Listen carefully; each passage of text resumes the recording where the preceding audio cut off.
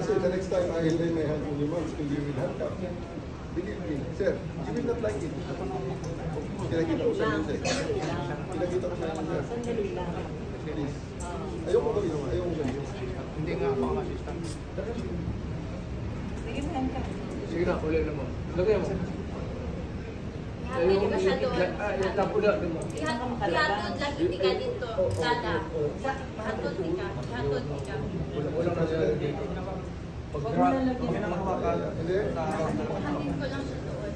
Elaine! Isa ka na gamit. Let's go, Mr. President. Nasama na siya.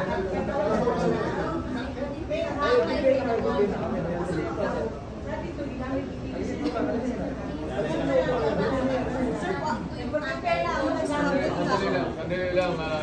Yung isa ako ulit. Hatid ko ang tatay ko. Kasama ako. Huwag ka lang madali. Wala namang tayo sa ano yung limit. Kunti tayo. Reset. Habol. Walang there is no rules. Ano sabi? Economics yan yung mga abogado. Contemporary Miss Lawyer. Ano yan? Habol. Akin yan. Ayun, yung hawak niya. Ayun, sir. Ano, May? Hindi na niya ako kalaban kayong mga polis. Ate, Amy. Bakit ganito? Amy. Sino pala yun? Give us the look so that for after all, sasama ako. You have that guarantee. Ano-ano, matreten kasi ang pamilya eh. Is there a time limit dito from the time that you announce the arrest warrant and to bring me to education, sir? Meron? It's 12 hours, sir. Biro-biro nangyayari yan, sir. Ang reasonable nga dito is mga abogado ko, papasokin ninyo yung anak ko. Kasi is... It's not happening, it's not happening. It's not happening. Sir, So you are the... ako'y gagalaw na naman. Kaya ayaw nyo mangyari. You're not dealing with the criminal thing. Yes, sir. So please, Do not be sentimental about it. Sama ako.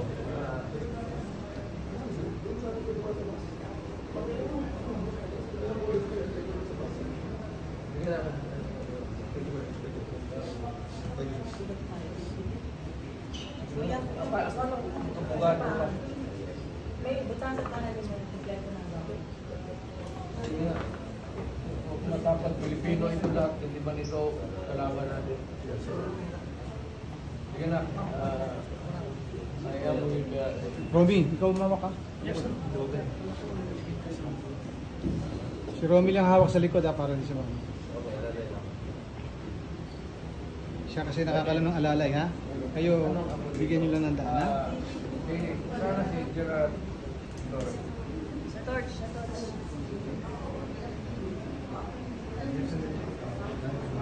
Lick, sir. Sa torch.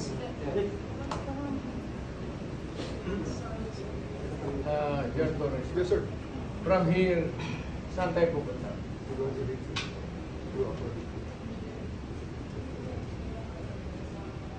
Yan. Pero sa ngayon, sir, outside. You have to give me time. Wala akong brief, wala akong pictures, wala.